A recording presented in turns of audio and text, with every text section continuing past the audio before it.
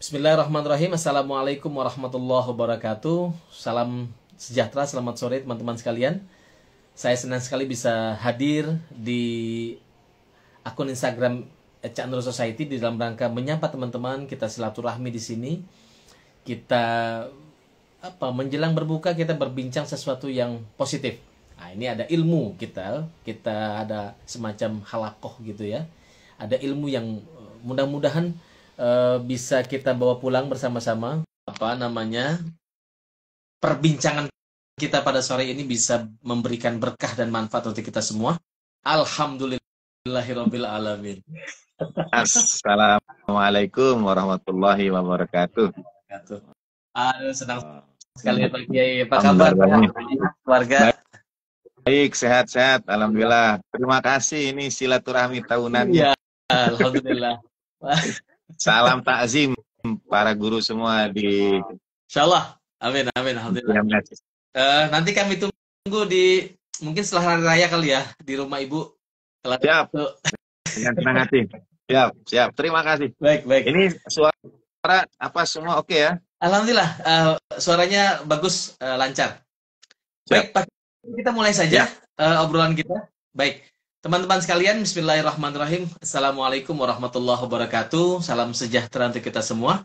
Selamat sore teman-teman sekalian, selamat sore Kiai Miftah Fauzi Rahmat. Semoga kita semua dalam keadaan sehat walafiat. Saya senang sekali bisa hadir kembali pada sore hari ini di dalam rangka silaturahmi kita. Kita berharap ada ilmu. Jadi setiap sore ini kita berbincang seperti ini 1 jam, bukan waktu yang lama, tetapi bukan waktu yang sebentar juga untuk mengkaji satu apapun. Jadi ada banyak tema yang kita sajikan setiap sore, dan pada sore hari ini kita akan berbincang tentang tasawuf, apakah masih relevan atau tidak pada era modern ini.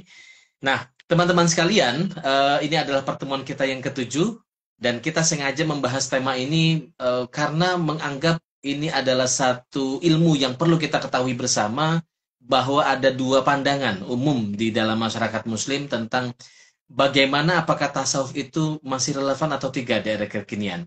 Yang pertama menganggap tidak perlu karena menganggap tasawuf atau sufisme atau gerakan spiritual semacam ini itu dianggap tidak pro pada kemajuan, tidak pro science begitu ya. Kemudian dianggap, kalau Prof. Azumardi itu menyebutnya begini, sinisme terhadap tasawuf itu dianggap mendukung pasifisme. Jadi menjadi semacam akar dari keterbelakangan. Dan itu beliau itu sedih sekali ada tanggapan semacam itu. Dan yang kedua, menyatakan bahwa tasawuf itu penting, sufisme itu penting karena bagian dari upaya orang untuk memperbaiki dirinya dengan jalur itu. Atau taqarrub ilallah, kira-kira gitu ya. Nah, dua pandangan ini kan ada di hadapan kita, dan kira-kira apakah di era ini, di tengah perkembangan digital yang begitu pesat, teknologi yang semakin maju, apakah masih penting untuk belajar tasawuf atau melakukan gerakan atau ikut terlibat di dalam gerakan tasawuf. Nah, itu kira-kira Pak Kiai yang akan kita perbincangkan. Silahkan, kita punya waktu sekitar 20 menit untuk berbincang topik ini. Setidaknya ya, paling kurang 20 menit. Setelah itu nanti kita akan menjawab respon atau menjawab pertanyaan teman-teman yang dikirim di kolom komentar. Silakan teman-teman, juga saya berikan waktu untuk langsung memberikan komentar dan pertanyaannya. Pak Kiai, saya berikan waktunya sekarang, silakan. Baik, terima kasih. Bismillahirrahmanirrahim. Alhamdulillahirabbil alamin. Assalamualaikum ayuhan nabi warahmatullahi wabarakatuh. Assalamualaikum wa ala ibadillahi sholihin. Assalamualaikum warahmatullahi wabarakatuh. Waalaikumsalam warahmatullahi wabarakatuh. Asyhadu an la ilaha illallah wahdahu la syarikalah wa asyhadu anna sayyidana wa maulana Muhammadan abduhu wa rasuluhu. Allahumma shalli ala sayyidina Muhammad wa ali sayyidina Muhammad wa ajil rajab. Alhamdulillah rabbil alamin, senang sekali dapat bergabung. Teriring permohonan maaf karena saya sampaikan di awal tadi pada Mas Majid, ini silaturahmi setahun sekali, begitu ya. Dan saya sangat bersyukur, alhamdulillah. Insyaallah waktu begitu cepat berlalu. Insyaallah ada rencana-rencana ke depan dengan kawan-kawan di NCMS. Nah, satu hal yang saya perhatikan dari Mas Fauzi Majid ini sejak saya sudah kali yang keberapa ini, Mas? Ketiga atau keempat, saya lupa ya. Keempat kayaknya. Keempat ya. Nah, kali yang keempat ini beliau ini saudara sama sekali tidak berubah masih tampak muda seperti 4 tahun sebelumnya. Gitu ya. Barangkali itu karena beliau mengamalkan tasawuf. Wah, alhamdulillah. Jadi, apakah tasawuf masih relevan pada era sekarang ini? Saya akan menjawab more than ever. Ya, lebih dari sebelumnya. Pertama, tergantung pendefinisian tasawuf. Ya. Tetapi saya ingin mengambil pendefinisian itu dengan sudut pandang yang baru saja dibuka oleh Mas Majid tentang era disrupsi kita sekarang ini. Kita tahu secara umum dunia bahkan menghadapi kemajuan teknologi yang unprecedented, yang tidak pernah ada sebelumnya. Otak kita ini dipasok informasi dalam 1 menit, kalau kita sering TikTokan kah, shorts, reels dan sebagainya. Dalam 1 menit bisa masuk ke dalam kepala kita ini beragam informasi yang tidak pernah terjadi pada umat sebelumnya. Tidak pernah terjadi dalam sejarah umat manusia. Bahkan di sekolahan misalnya ya, saya ini karena pembicaraan kita singkat jadi mesti memilih-milih dan memadat-madatkan ya. Misalnya pernah sebelum era medsos dan sebagainya, ketika ada anak itu tidak masuk sekolah sekian lama, kami dalam tanda petik guru-guru anak-anak menulis surat lah untuk anak itu, kangen kamu kemana aja, yuk sekolah dan sebagainya. Dan betul begitu surat dikirimkan, besoknya anak itu datang. Sekarang itu tidak bisa kami lakukan lagi. Ketika kita bilang ini anak-anak kangen sama kamu, kata mereka enggak kok, itu di grup biasa-biasa aja. Gitu. Ya, mereka punya grup tersendiri yang guru-guru tidak ada di dalamnya misalnya ya, kita tidak bisa memantau. Nah, sehingga seperti kangen ketemu teman itu hilang bagi anak-anak sekarang ini. Karena mereka masih bisa komunikasi sampai larut malam juga kalau tidak dibatasi. Ini memunculkan ragam permasalahan, status yang tidak dibaca orang, postingan yang tidak di-like misalnya ya, dan apa kalau istilah sekarang flexing kah, lalu karena kan yang di-upload itu umumnya yang baik-baik saja, yang indah-indah saja, yang senang-senang saja, sulitnya sih tidak di-upload ya. Jadi umat manusia sekarang ini menghadapi satu jenis tantangan yang tidak pernah dihadapi oleh umat sebelumnya, yang berkaitan dengan pemupukan ego dalam diri manusia. Contoh, algoritma sosial media kita itu disusun berdasarkan ego kita, berdasarkan ketertarikan kita, minat kita. Jadi yang muncul karena memang niatnya itu supaya kita keep scrolling, supaya kita terus, kalau kita senang bola, yang muncul bola lagi, bola lagi. Kalau kita senang apa begitu ya. Jadi kita biasa diasupi keinginan kita, dalam tanda petik hawa nafsu kita diladeni di era sosial media ini. Bahkan katanya mereka bisa menangkap percakapan kita kalau kita nyebut merek. Misalnya kita sedang butuh ini nih, butuh air freshener gitu ya. Nanti tiba-tiba muncul itu iklan-iklan air freshener di laman-laman kita. Kita terbaca, kita telanjang. Nih maaf kalau agak cepat ya Mas Fajid ya. Apa-apa kawan. Ini pokoknya easy, dimanfaatkan. Ya, ya. Siap, siap. Nah, itu membawa kita pada isu yang belakangan ini, dan saya kira saya ingin mengajak saudara sekalian untuk mengkampanyekan terus-menerus supaya jadi gaung di pemerintah, yaitu isu tentang kesehatan mental. Isu mental health. Ini betul-betul kami ini bukan hanya concern sejak pandemi, tapi kita menghadapi berbagai masalah itu. Masalah orang tua dengan anak, anak dengan sahabat, rekan kerja, kantor. Ada banyak permasalahan mental. Institusi kejiwaan di Bandung misalnya penuh, Mas Majid, penuh. Dan itu bukan oleh caleg yang gagal kemarin. Dia ya rata-rata usia riskan itu 24 sampai 27. Itu aktif, mereka yang aktif di medsos tentu saja kalau model begitu. Di antaranya, karena usia 24 sampai 27. Ada yang permasalahannya reality check ya, antara idealisme dengan realitas dunia kerja yang ternyata ya harus melawan kata hati dan lain sebagainya. Dan itu memunculkan konflik tersendiri pada batin anak-anak kita ya, pada batin kebanyakan dari kita. Ada permasalahan ya psikologis, persahabatan, kejiwaan, kepribadian, kompleks sekali. Amerika itu Asosiasi Psikologi Amerika, APA, American Psychology Association, itu punya buku babon namanya DSM, Jadi semacam kitab induk yang dapat mengidentifikasi jenis jenis sakit kejiwaan begitu ya. Dan tiap sekian tahun itu direvisi, direvisi dan bertambah. Di SM-nya itu mungkin sekarang sudah di SM6 begitu.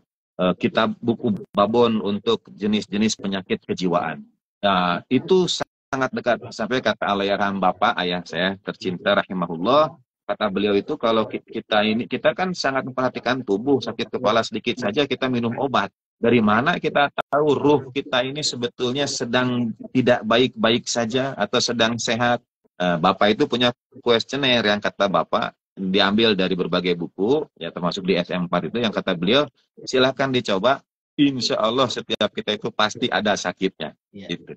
Jadi ada ya kita kan tubuh dan ruh, jasmani dan ruhani. Jasmani kita sakit kita obati, dari mana kita tahu kalau ruh kita sakit dan bagaimana kita mengobatinya? Menurut saya justru era sekarang ini pengobatan kesehatan mental tadi itu sangat diperlukan. Satu di antara jalannya adalah tasawuf. Ya. Pemaknaan dalam tasawuf, cerita-cerita dalam tasawuf. Banyak masalah itu terjadi kalau kata Bapak sekali lagi. Nah, sebetulnya tadinya saya ada di rumah seorang sahabat, Mas Majid, karena saya mau ke rumah, hujan deras, jadi saya standby di sini. Itu Allahyarham Bapak kami baru saja meluncurkan karya terbaru Bapak, judulnya Filsafat sebagai Way of Life. Sebetulnya gabungan dari filsafat, termasuk filsafat stoicisme misalnya ya, dan filsafat Ghazalian dari Imam Ghazali, terutama bab memaafkan,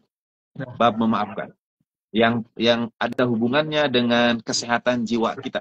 Kalau kata Dale Carnegie, we may not be saintly enough to forget and forgive our enemies. Kita mungkin tidak terlalu suci untuk dapat melupakan dan memaafkan musuh kita.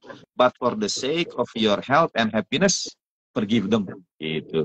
Demi kesehatanmu, maafkan mereka. Gitu. Nah, tasawuf sebetulnya mengajarkan kepada kita satu set of apakah itu mindset kita atau bahkan ritual ketika kita dididik untuk lebih tenang, lebih jernih, sehingga dia menjadi bekal untuk menghadapi permasalahan. Terutama, kalau kata Bapak, beragam masalah itu yang perlu diluruskan adalah masalah tentang bagaimana menyusun narasi di kepala kita ini. Bagaimana kita menghadapi masalah itu. Sudut pandangnya seperti apa. Dan dalam tasawuf kita bisa belajar dari saya sebutkan 3 contoh saja. Tasawuf bisa diambil dari ajaran, dari teori, dari sesuatu yang misalnya tentang bagaimana mensucikan diri dan sebagainya, tapi juga bisa diambil dari kisah, dari cerita-cerita para sufi, ya. Hikmah. Ini juga favorit saya karena kata Allahyarham Bapak, kalau cerita sama. Saya masih ingat, kalau cerita itu orang tidak bisa debat dengan dalil, itu katanya. Karena kan dongeng namanya juga, cerita, ya hikmah. Jadi tidak akan bisa didebat, tidak ada dalilnya lah, memang ini cerita. Gitu. Jadi bukan perkara dalil. Kalau dalil kita bisa beradu argumentasi benar dan salahnya. Kalau cerita dan ayat Al-Quran itu banyaknya cerita. Nah, saya ambil 3 contoh cerita tasawuf ya. Nabi Isa alaihissalatu wassalam bersama para sahabat lewat ada bangkai anjing, dan masing-masing sahabat itu kemudian dalam tanda petik mengecam atau menyampaikan sesuatu yang tidak pantas tentang bangkai anjing ini. Berbau-baulah, busuklah, bernanahlah, berlendirlah, dikerubungi lalatlah, dan sebagainya. Itu disampaikan semua. Kemudian Nabi Isa menjawab, alaihissalatu wassalam, mengapa tidak kalian puji giginya yang masih putih? Nah, itu menurut saya ada nilai di situ. Jadi seapapun orang ya, katakanlah sesalah apapun, seburuk apapun.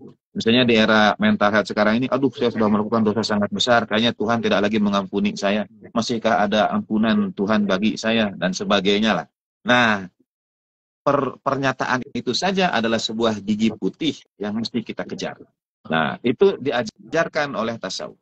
Kisah kedua, Dzunun al-Misri saya kira ya, ketika di Sungai Nil itu melihat ada anak-anak muda yang pesta pora. Perahu Dzunun al-Misri berdekatan, kata murid-murid Dzunun al-Misri, guru itu anak-anak muda itu sedang berpesta, doakan mereka dalam tanda petik supaya Tuhan ingatkan mereka lah kalau bisa mungkin celaka atau apalah begitulah ya. Saya harus rujuk lagi cerita persisnya. Kemudian Zunun al-Misri mengangkat tangan dan berdoa, ya Allah, sebagaimana Engkau beri mereka kenikmatan di dunia, beri juga mereka kenikmatan di akhirat. Itu. Nah, iya, ini kan sudut pandang, perspektif. Jadi, dan itu diajarkan oleh para sufi ini. Dan ketika perahu ini mendekat, anak-anak muda itu melihat Dunun al-Misri justru menjadi sangat berubah lah. Begitu. Alih-alih, dan kata Gunung, tidakkah ini lebih baik? Bukankah mendoakan seperti itu lebih baik daripada mendoakan diturunkan azab misalnya. Cerita ketiga. Nah, cerita ketiga itu Syari As-Sakoti. Beliau ini seorang sufi yang diketahui ibadah banyak di masjid, duduk ya, tapi wiridannya itu hanya satu, yaitu astagfirullahaladzim, beristighfar. Sehingga ada seseorang yang kemudian tertarik dan tanyalah, kau ini apa yang sudah kau lakukan? Dosa apa yang sudah kau lakukan? Sehingga wiridanmu itu hanya istighfar. Bukankah banyak wiridan yang lain, tapi kau ini istighfar aja. Kata Syari As-Sakoti, aku itu sudah istighfar seperti ini 30 tahun untuk satu alhamdulillah yang aku ucapkan. Ceritanya, dia dulu pedagang di pasar Baghdad, dan satu malam orang-orang datang keluar, begitu terdengar suara pasar Baghdad terbakar, pasar Baghdad terbakar. Mereka berlarianlah dan melihat pasar itu terbakar. Syari As-Sakoti melihat yang lainnya terbakar kecuali kios dia, kecuali toko dia, dan dia berucap alhamdulillah. Kata dia, kemudian dia sadar, saya bersyukur sementara kawan-kawan saya kiosnya yang lain terbakar. Jadi saya mengucap ampun 30 tahun untuk satu alhamdulillah yang saya ucapkan.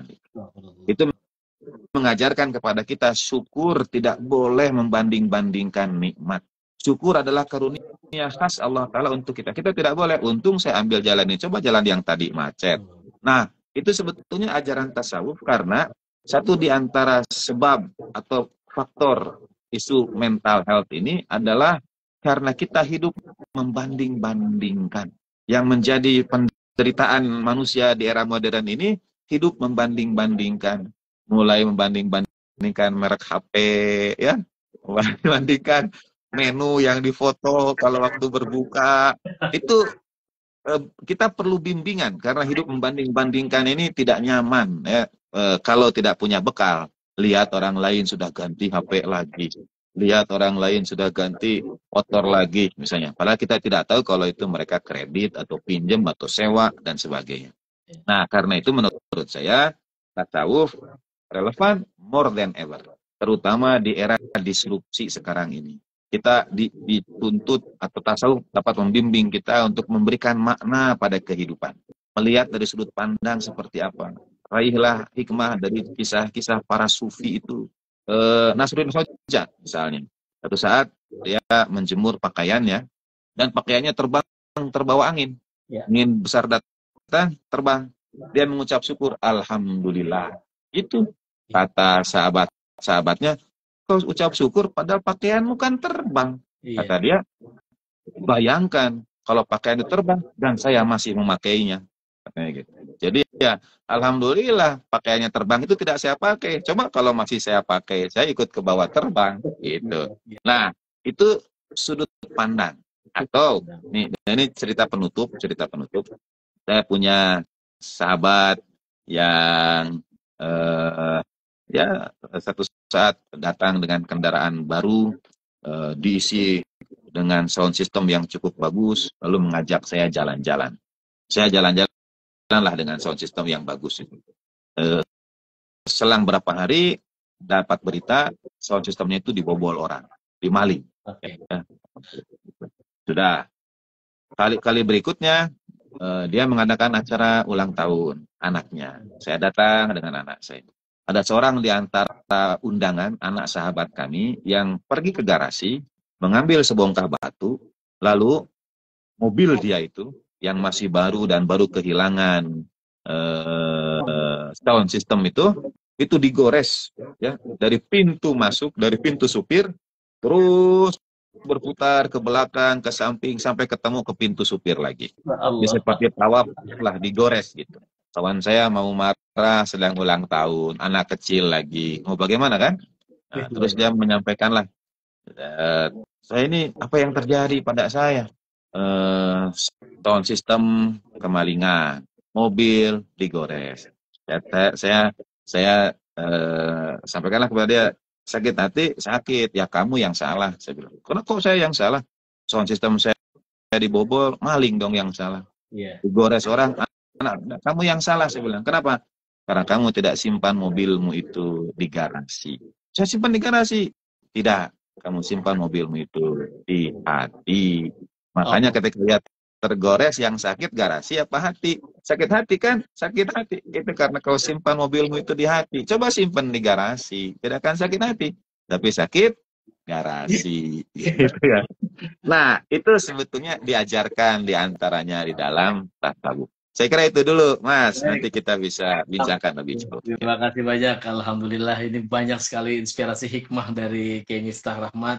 Saya kira teman-teman sekalian yang kita sama-sama menyimak bahwa apa ya, isu kesehatan mental, kemudian Betul. rapuhnya jiwa itu menjadi jalan bagi pentingnya kehadiran tasawuf. Tasawuf dalam pengertian kita bisa lebih apa istilah tadi, kalau menurut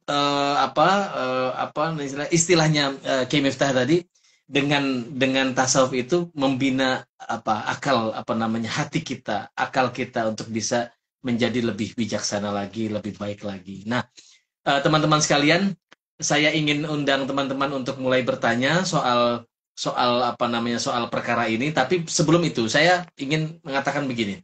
Ada pertanyaan masuk soal soal sikap membatin seseorang, Pak Kiai. Jadi Skema batin. kadang membatin, kita Oh, tuh sering membatin di dalam ya. hidup kita tuh sering membatin, memilih antara pekerjaan, meneruskan pekerjaan, katakanlah kita dalam satu institusi gitu ya, apapun dimanapun, atau memilih kata hati nurani. Ada yang keliru kira-kira dari perintah atasan kita atau teman kita. Ini bagaimana situasinya? Karena kalau pekerjaan itu berkaitan dengan diri kita dan keluarga kita, sementara kebenaran tuh ada sesuatu yang nggak bisa ditawar, kira-kira gitu. Pakai ini kan sering dilema seperti ini. Sebetulnya bukan dilema, tapi kadang-kadang orang modern menyebutnya itu sebagai dilema. Bagaimana? Ya. Pertama, saya terima kasih dan titip juga pada kawan-kawan semua, juga para guru di NCMS. Ya, Mari kita gaungkan tentang isu kesehatan mental ini ya. ya, Karena untuk anak-anak kita muncul misalnya istilah-istilah yang 10 tahun lalu, 15 tahun lalu tidak kita pahami. Seperti FOMO, begitu ya. Fear of missing out. Ya. Lalu ada lagi FODO. Pokoknya ada hal-hal yang macam-macam lah ya yang dihadapi. Anak-anak sekarang punya bahasa-bahasa yang orang tuanya bisa jadi satu saat tidak paham. Istilah seperti SAS, RIS, apalagi begitu ya. Red flag, green flag. Kalau diminta menulis itu bakal banyak tuh. Ya. Iya, orang kita itu bisa tidak paham itu kalau tidak mengikuti perkembangan. betul. Nah, sampai di medsos sekarang ini, setidaknya sependek yang saya tahu, karena kan tergantung echo chamber masing-masing. Itu sedang cukup marak orang-orang yang resign dari PNS. Ya, Ya. Jadi ada yang posting akhirnya saya dan lain sebagainya. Kemudian ditimpali, ya Kak, saya juga sudah tahun lalu dan sebagainya. Kok kayak jadi seperti fenomena ini? ya, ya. Padahal orang berharap ingin jadi PNS, sebagian orang berharap ingin jadi PNS, malah ini ada yang sudah jadi PNS mundur. Nah, itu di antara masalah kesehatan mental yang terjadi di antara anak-anak muda yang saya sebut reality check tadi itu. Karena kata hati mereka tidak mengizinkan. Misalnya ada situasi yang mengharuskan untuk kompromi, Betul. situasi yang mengharuskan untuk mengubah apapun, apakah misalnya mengubahnya up atau down. Tapi justru di satu sisi kita mesti bersyukur karena anak-anak ini punya integritas. Ya, mereka merasa tidak nyaman dengan keadaan itu, tapi merasa tidak mampu untuk berbuat, tidak mampu untuk mengubah, dan itu menderita. Ya. Bagaimana? Saya tentu tidak bisa membaca kebatinan beliau-beliau karena ada kebutuhan nafkah harian yang harus dipenuhi. Kalau saya bilang ya sudah ikuti saja kata hati, mundur saja. Tapi kan rezeki dari mana? Nanti orang bilang rezeki itu kan luas dari Tuhan. Betul, tapi tetap perlu diikhtiarkan. Saya sempat anak-anak mahasiswa sempat datang ke saya waktu belasan tahun yang lalu dan mereka bertanya bagaimana kalau kita quote unquote kita sidak itu tempat-tempat hiburan di bulan suci Ramadan. Saya bilang satu, yang di tempat hiburan itu kita ini negeri kaum muslim, Indonesia ini bukan hanya kaum muslimin, ada juga saudara kita Kristiani dan sebagainya. Kalau semua lingkungan, hatta bahkan televisi, radio dulu itu semuanya menyiarkan kajian agama Islam, saudara kita yang Kristiani kemana kalau misalnya mau cari hiburan lah gitu. Nah, yang kedua, kalau kalian mau tutup, ya kalian pikirkan juga lapangan kerja bagi mereka, apalagi mau lebaran, saya bilang begitu. Nah, kata anak-anak, ya kan rezeki Tuhan luas. Jadi Tuhan pastilah kasih rezeki, betul, tapi mesti diikhtiarkan ya. Kecuali kalian bisa kasih kompensasi, saya bilang monggo. Kalau belum bisa kasih kompensasi, ini ada yang sedang bekerja, kenapa mesti di sidak seperti itu? Kata sidak lebih halus, yang benar dirajia. Jadi, nah, jadi kita tidak dapat mengira suasana yang dihadapi oleh saudara-saudara kita dalam pilihan dilema seperti itu. Di situ justru bimbingan dalam tasawuf, dalam dunia tasawuf. Jadi setidaknya kalau ada tasawuf yang teoritis, ya, tasawuf yang nazori, yang irfani, lalu ada tasawuf yang praktis seperti ritual ibadah yang dilakukan, misalnya wiridan atau mengkhusyukkan hati dan sebagainya.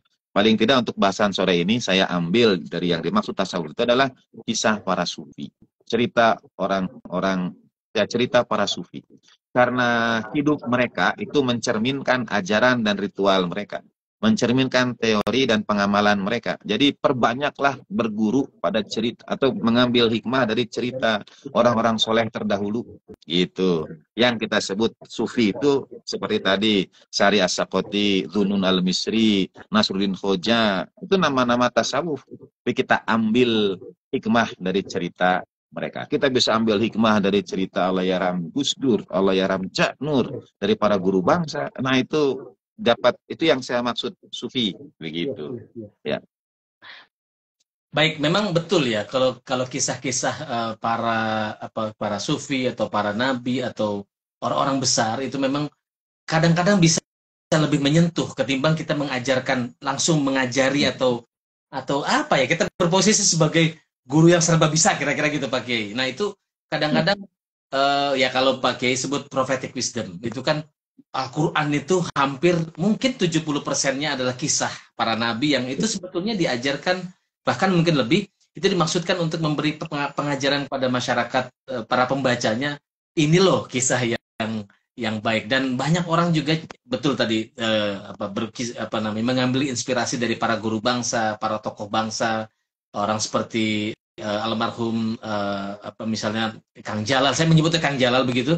Kemudian ada Gus Dur, mungkin Cak Nur, mungkin ada banyak sekali orang yang bisa kita ambil inspirasinya terkait dengan keteguhan sikap beliau-beliau ini.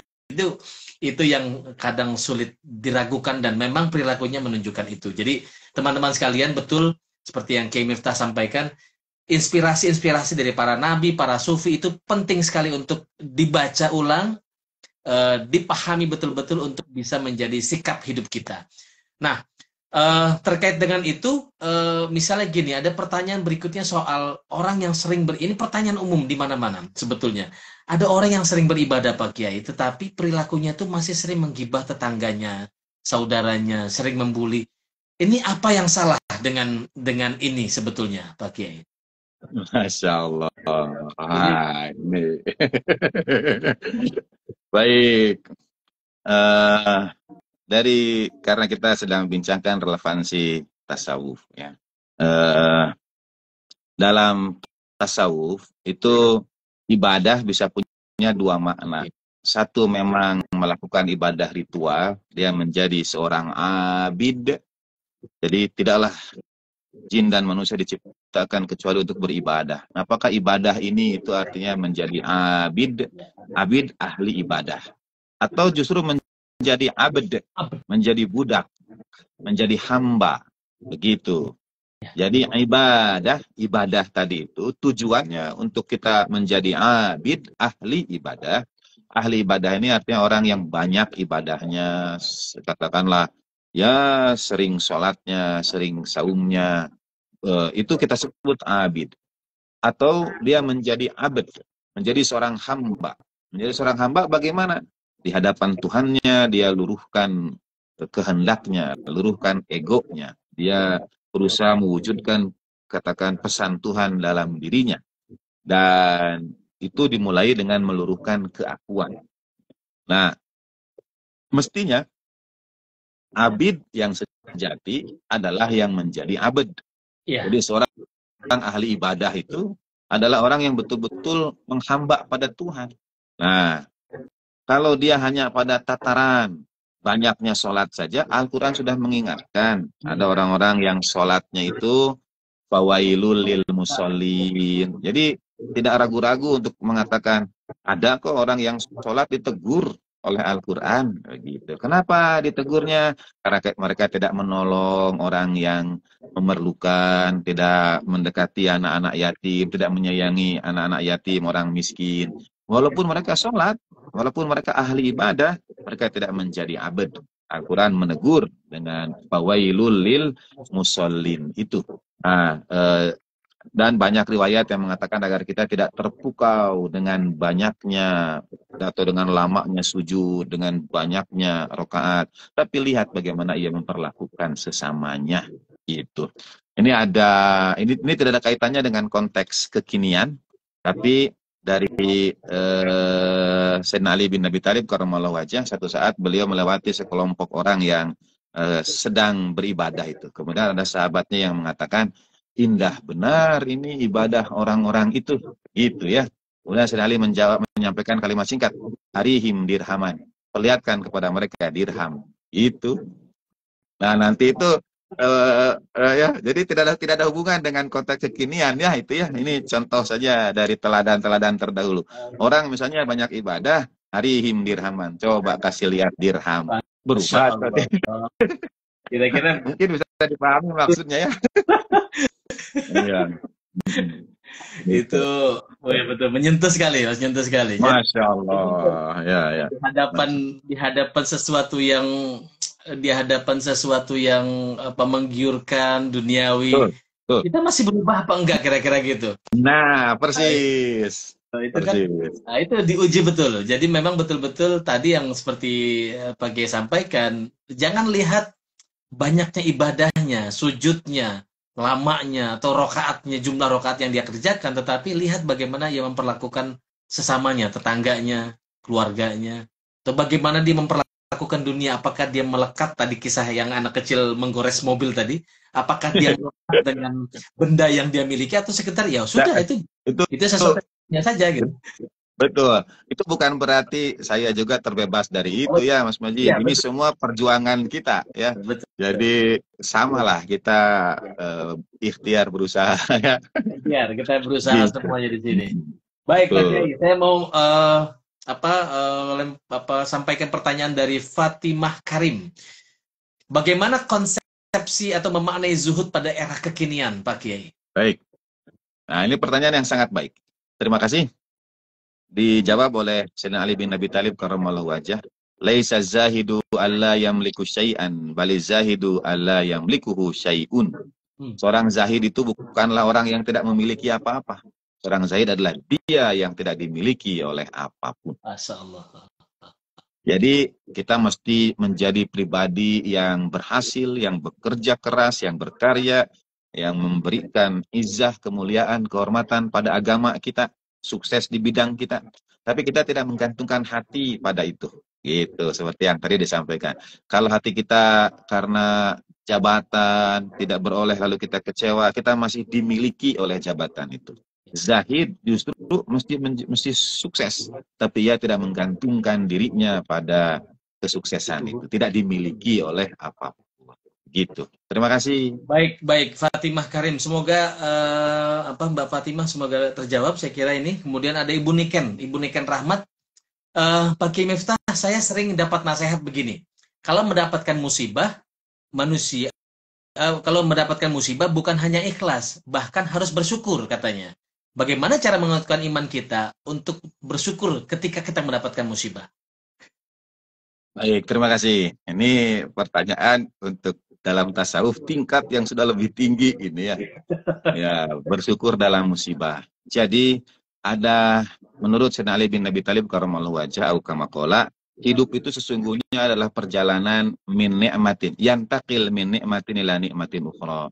Perpindahan dari satu nikmat kepada nikmat Tuhan yang lainnya. Dalam tasawuf nazori, teoritis, itu diajarkan bahwa Tuhan ini Sang Maha Segala, tidak ada dari Tuhan itu kecuali kebaikan.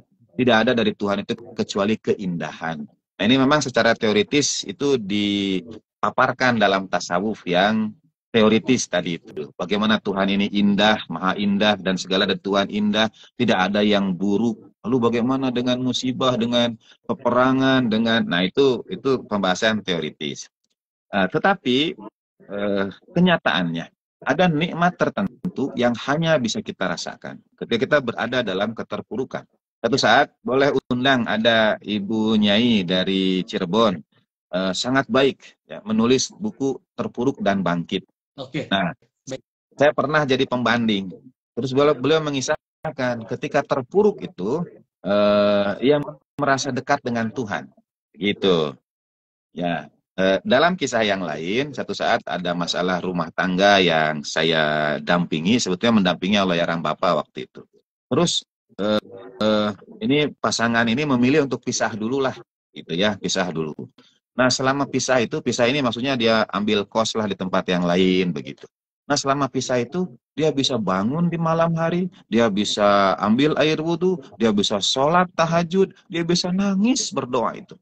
Dan memperoleh kenikmatan itu. Kemudian setelah proses, akhirnya alhamdulillah rukun lagi, bahagia lagi, baguslah sakinah mawaddah warahmah. Dan kemudian datang lagi tuh bilang, saya merasa kehilangan ini. Saya bilang, ini ada apa lagi? Apa tidak bahagia? Saya bahagia sekali. Apa tidak saya bersyukur sekali. Tapi ada satu yang saya rindukan. Apa itu? Saya tidak bisa nangis lagi seperti waktu itu. Saya kehilangan kenikmatan meminta pada Tuhan. Ya Allah. Gitu. Saya kehilangan kenikmatan bergantung pada Tuhan. Ya, menyerahkan diri saya pada Tuhan. Menyerahkan hidup saya pada Tuhan. Dan itu ternyata nikmat. Bisa bangun malam hari, ambil air wudhu, sholat, nangis, nikmat sekali. Kata dia, kok sekarang saya nggak bisa lagi? Jadi kemudian saya tanya, jadi mau bagaimana? Mau punya masalah lagi? Enggak, kata dia. Nah, nikmat tadi itu hanya diperoleh ketika ada ujian, ada musibah. Ya, nikmat, ya insya Allah ibu atau bapak yang bertanya bisa ketika ada ujian itu kita dapat nikmat Tuhan lainnya juga.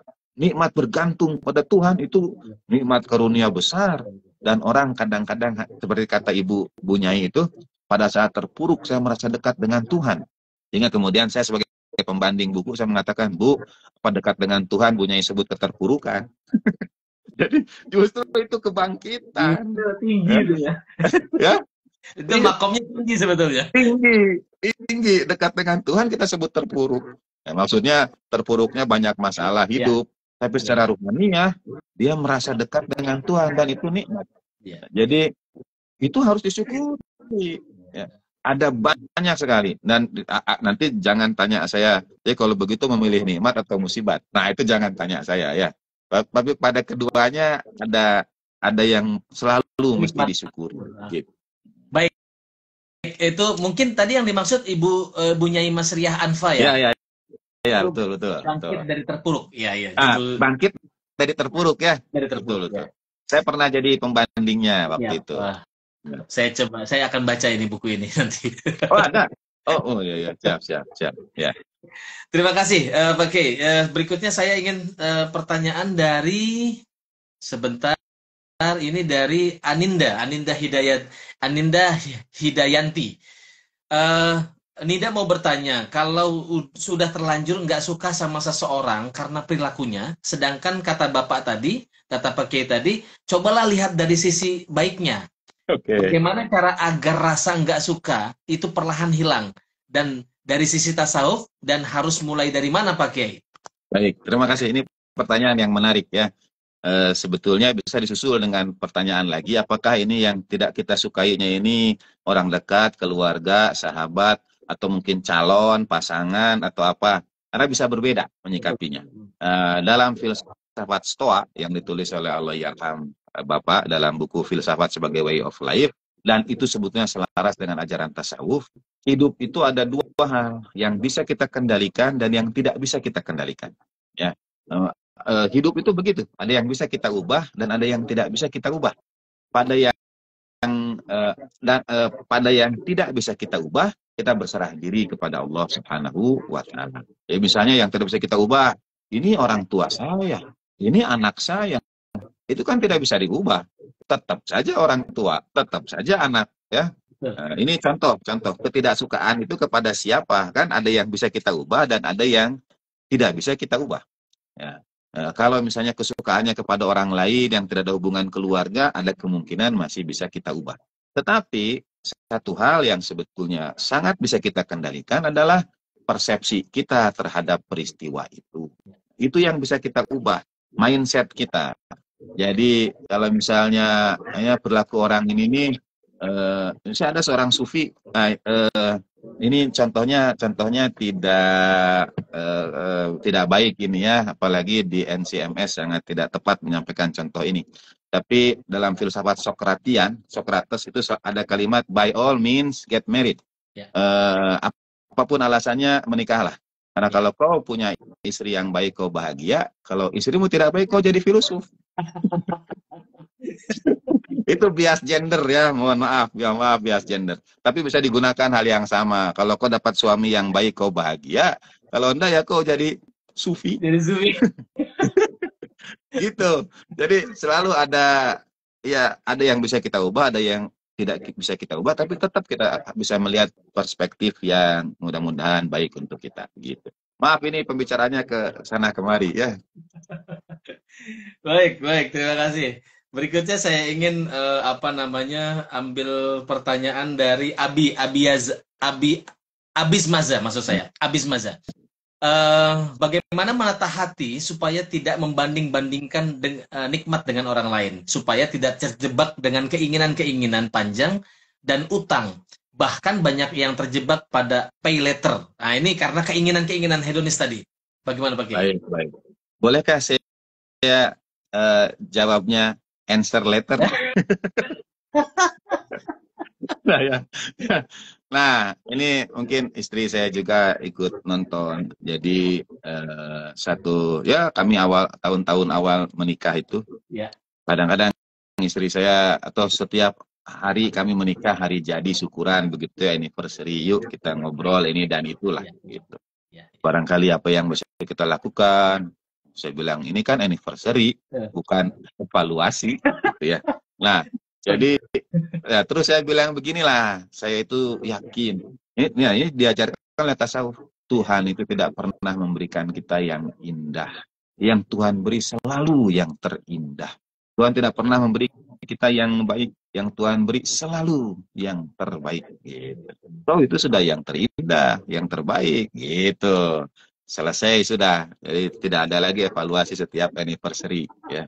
Nah, tentu mengatakan terbaik itu tidak bisa membanding-bandingkan karena kita tidak pernah tahu. Mengapa nikmat itu tidak bisa dibanding-bandingkan? Karena kita tidak pernah tahu. Seorang guru besar sufi, Imam Khumaini rahimahullah, itu dalam 40 hadis, beliau mengajarkan obat hasud. Kalau kita punya dengki pada seseorang, kata beliau nih, khidmatlah pada orang itu. Malah kita diminta untuk baik-baik sama dia dan khidmat sama dia.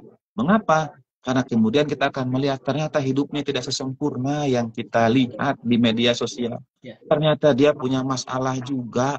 Ternyata dia punya problem ini, problem itu. Begitu. I hope everyone win the battle they tell no one about. gitu ya. Jadi semua kita ini punya our own battle. Kita punya peperangan kita sendiri. Yang tampil di media sosial sih yang nikmat-nikmatnya tadi itu ya. Jadi menata hati itu kita mulai dengan setiap kita Allah Ta'ala karuniai keistimewaan, anugerah yang khas, anugerah yang indah. Kita tidak pernah tahu apa yang terjadi pada orang lain. Tidak pernah tahu. Jadi karenanya memang tidak bisa dibandingkan. Begitu. Sudut pandang akan sangat mengubah. HP saya ini HP lama misalnya ya, sudah sekian tahun. Jadi kalau saya bilang, karena ini HP peninggalan Allah yarham ayah saya, itu mengubah segalanya. Ya, pemberian makna, saya tidak tertarik, karena ini HP, saya pokoknya pakai saja selama yang saya bisa, misalnya. Nah, itu pemberian makna yang bisa membantu untuk tidak membanding-bandingkan nikmat. Terima kasih. Memang kadang-kadang iya membanding-bandingkan ini memang jadi apa ya, jadi awal dari ya penyakit tadi, penyakit hati, kita hasut sama orang, kita iri sama orang, dan lain sebagainya. Memandang bahkan bertetangga, ini banyak di sekitar kita mungkin. Kebetulan dekat dengan saya, bertetangga bahkan itu sampai tidak apa ya, sulit untuk menegur karena kesalahan. Kesalahan yang sebetulnya katanya kecil sekali kesalahan, cuman karena ada didomplengi oleh ego tadi, oleh hasut tadi, jadi semakin membesar Pak Kiai. Dan itu saya kira Ramadan itu memberikan kita semacam jalan untuk memperbaiki tadi, memperbaiki diri tadi. Untuk menata hati tadi, menata hati mulai dari memperbaiki sudut pandang kita, memberikan makna pada barang-barang yang kita punya. Kalau ngikutin keinginan ya nggak ada habisnya Pak Kiai gitu. Betul. Saya mau masuk ke dua pertanyaan terakhir, saya kira ini masih ini ramai sekali. Jadi dari GS Nata, dalam menghadapi ujian, cobaan, persoalan hidup, tetapi tetap menghadapinya dengan hati bahagia. Ini bagaimana caranya, Pak Kiai? Baik, pertama ada beda antara joy and happiness. Oke. Nah, ini sekali lagi jawabannya singkat-singkat. Kalau ingin agak panjang ya NCFS nanti buat sesi berikutnya. Begitu ya. Ya, jadi ada sukacita dan ada bahagia. Secara singkat, joy itu atau kita bisa lihatlah ada film Inside Out ya, ada joy. Nah, itu saya ambil referensi. Joy itu senang, sukacita karena faktor eksternal. Dapat hadiah dari orang, dikasih sesuatu, ya. Tapi happiness itu disebabkan faktornya internal, pemaknaan kita. Ya. Oke. Ya, misalnya nih, saya diberi bunga. Bunga ini bunga yang sama, tapi saya memberikan makna. Ini bunga istimewa karena ia berada pada orang yang saya cintai. Misalnya cerita Laila Majnun dalam tasawuf, ya, yang kata bahkan keluar kotoran oleh Majnun itu, airnya itu dia ambil, bukan kotorannya, airnya, karena ini keluar dari rumah orang yang dia cintai. Namanya juga Majnun lah. Tapi ini cerita sufi, perlu pemaknaan. Nah, jadi joy itu faktornya eksternal, happiness itu internal. Joy itu temporary, happiness itu permanen. Ya, joy itu temporary. Kita kalau dikasih coklat kita makan selesai, senang kita. Ya, tapi perhatian yang diberikan oleh orang yang kasih coklat itu memberikan pada kita kebahagiaan dan itu everlasting. Ya, dikasih coklatnya sih sebentar, tapi dari siapa yang ngasih coklatnya, momennya apa, nah itu everlasting, itu happiness. Yang ketiga, joy itu menegasikan penderitaan, happiness embrace suffering. Itu bedanya. Jadi happiness bukan berarti tidak ada permasalahan hidup. Itu bedanya. Kalau joy, kalau sukacita, ketiadaan penderitaan. Kalau happiness, dia mengembrace penderitaan itu. Dia mengembrace ujian hidup itu. Caranya bagaimana? Ya, nanti sesi berikutnya dengan NCMS. Ini kalau penasaran, Pak Kiai itu punya buku banyak loh, kisah-kisah inspiratif lah gitu kan. Prophet Wisdom, teman-teman harus punya itu. Kemudian buku terbaru saya belum punya, tapi nanti saya akan cari yang Way of Life karena saya nggak hadir waktu acara di Paramadina yang lalu. Betul, betul. Siap, siap. Tadinya mau saya bawa contohnya atau insya Allah dikirim segera ke NCMS. Dan mohon NCMS boleh kasih kuis pada followersnya. Nanti hadiahnya 10 buku. Baik, Ya. baik. Boleh di sesi besok kapanpun. Ya. Nanti saya titip saja pada Mas Majid. Siap. Ya. Terima kasih banyak. Giveaway, siap. Ini namanya ini happiness atau joy ini? Happiness. Tapi kalau ini happiness Ya. karena kita memaknai pemberian buku ini sebagai ilmu gitu ya. Betul, betul, betul. Dan kan barang siapa memberi di bulan suci Ramadan dilipat gandakan. Siap. Masih ada ujungnya. Baik, canda-canda teman-teman. Terakhir Bang Kiai, ini ada satu pertanyaan terakhir. Saya kira, adakah sufi yang secara historis pada masa lalu tidak pernah berdosa? Pernah berdosa. Apakah ada kisah sufi yang menunjukkan bahwa ada seseorang yang tidak pernah berdosa? Yang pernah berdosa, maksud saya. Beliau pernah berdosa. Lalu dia jadi sufi begitu? Iya. Jawabannya banyak sekali. Ya, bahkan hampir tokoh-tokoh sufi yang dikenal dalam sejarah itu sebelumnya ini, sebelumnya itu, sebelumnya tenggelam dalam urusan duniawi. Fariduddin Attar misalnya disebut Attar karena dia seorang tukang wangi sukses lah. Tiba-tiba datang seorang sufi yang dengan kesederhanaan dan sebagainya. Ya, ada sedikit dialog di antara mereka, tapi sufi itu kemudian mengatakan, ini sekali lagi cerita ya, saya itu sudah tidak terikat, bahkan saya sudah bisa menentukan kapan saya mati. Ini kurang lebih, tentu sangat debatable kok bisa mengatakan mati. Tiba-tiba dia berbaring saja dan mati, gitu. Itu mengubah Attar. Tiba-tiba dia, katakanlah urusan dunia itu tidak lagi dia kejar, gitu ya, karena satu peristiwa itu. Atau ada orang yang bahkan dalam riwayat baginda Nabi Shallallahu Alaihi Wasallam itu ada seseorang yang datang pada Rasulullah SAW dan berkata, ya Rasulullah, ma min dzanbin illa qad fa'altuhu. Tidak ada satu dosa pun kecuali sudah aku lakukan. Itu waktu saya baca riwayat itu, bayangkan ini menyampaikannya pada baginda Nabi Shallallahu Alaihi Wasallam ya.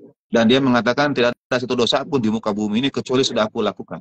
Kita kan kalau terima orang yang mengaku bersalah sudah ini sudah itu, mungkin kita sudah gimana lah jaga jarak dan sebagainya. Ini pada baginda Nabi.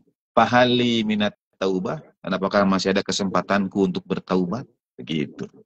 Baginda Nabi kemudian menjawab, ini dia sudah lakukan semua dosa, kata dia. Ma min dzanbin illa qad fa'altuhu.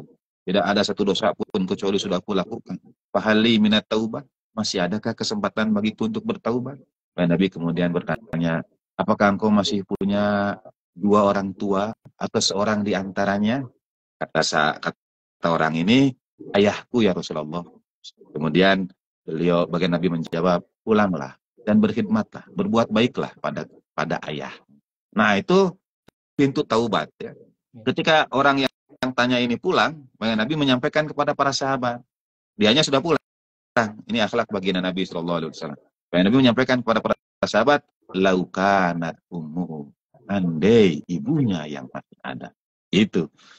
Jadi untuk tasawuf sekali lagi ini ada tasawuf nazori, tasawuf teoritis, ajaran-ajaran, ada tasawuf amali, ritual, ibadah, wiridan, zikir, ikut tarekat dan sebagainya.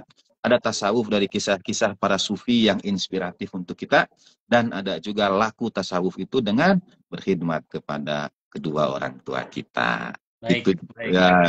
Itu ya.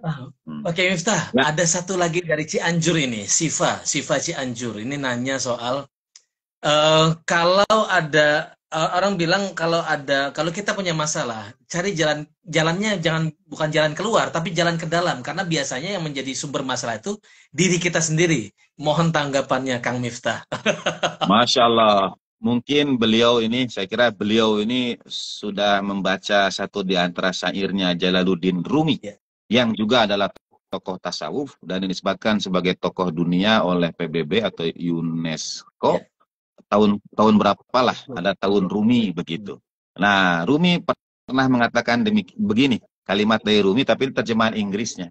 Where should I go when the journey is within my ego? Kemana aku itu harus pergi kalau perjalanan itu ternyata ada di dalam diri, begitu. Jadi cari jalan keluar dalam diri itu dengan mengubah persepsi, dengan memberikan pemaknaan, dengan mengatur narasi. Gimana caranya kita narasi kita supaya mudah-mudahan misalnya secara ruhiyah itu baik, antara lain diajarkan di dalam tasawuf. Gitu. Terima kasih semuanya teman-teman. Terima kasih Luar banyak. biasa diskusi sore hari ini. Makasih banyak. Sekali. Teman-teman sekalian, terima kasih banyak sudah memperkaya percakapan kita pada sore hari ini. Pak Kiai Miftah, terima kasih banyak sudah memberikan inspirasi yang terima kasih. Terima kasih. Sehat-sehat Insya semua. Allah menginspirasi kita semua. Teman-teman, seperti yang dipesankan tadi, saya akan buat giveaway, pertanyaan, kuis atau apapun nanti, yang hadiahnya nanti buku dari Pak Kiai Miftah. Terima kasih banyak. Sekali lagi, besok kita kembali lagi di jam yang sama. Besok kita akan berbincang tentang makomat, tentang 3 makom besar dalam tasawuf bersama Dr. Jafrul Khan MSI. Beliau adalah guru dosen di YIN Syekh Abdurrahman Siddiq Bangka Belitung. Terima kasih banyak. Billahi taufiq wal hidayah. Wassalamualaikum warahmatullahi wabarakatuh. Waalaikumsalam.